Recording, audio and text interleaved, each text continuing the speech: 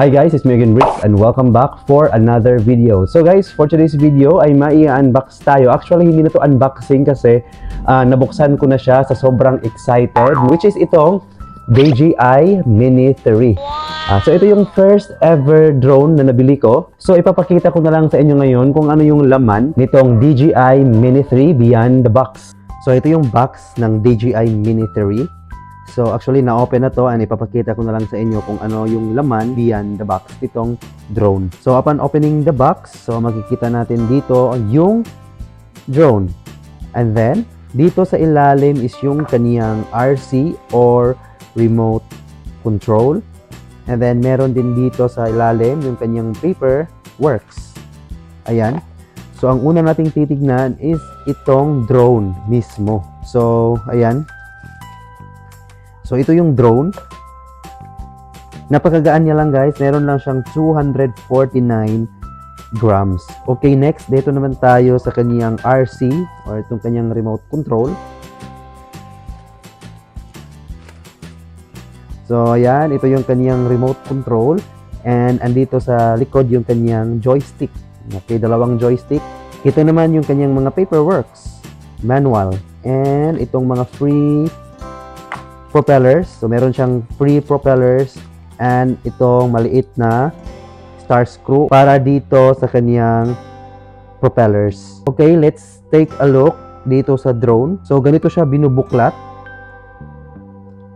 Yan.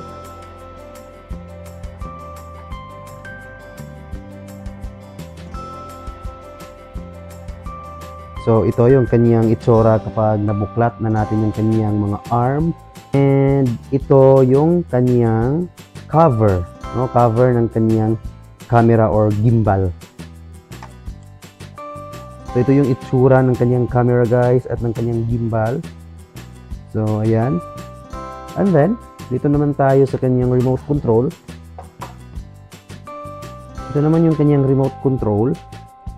Yung binili ko is yung my screen. Actually merong isang type nitong DJI Mini 3 yung lalagyan mo ng cellphone dito sa itaas, pero yung binili ko is itong my screen.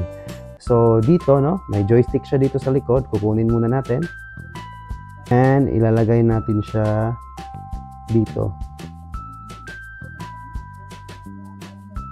So ito yung tinatawag na joystick. So may dalawang joystick guys, and ito yung kanyang power on and off button. Ito naman yung kanyang sa return to home button or RTH. Ito namang button na to is for cinematic, normal mode, and sports mode. So ito yung kanyang light indicators. Dito naman sa taas is yung kanyang record video and capture photo. So itong naiikot dito is ito yung zoom in and zoom out ng video. So itong kabila namang naiikot is para mag-tilt ang camera ng drone natin. So ito namang button na ito is para automatic na mag-tilt ang camera ng drone. And then itong kabilang button naman is for portrait and landscape mode.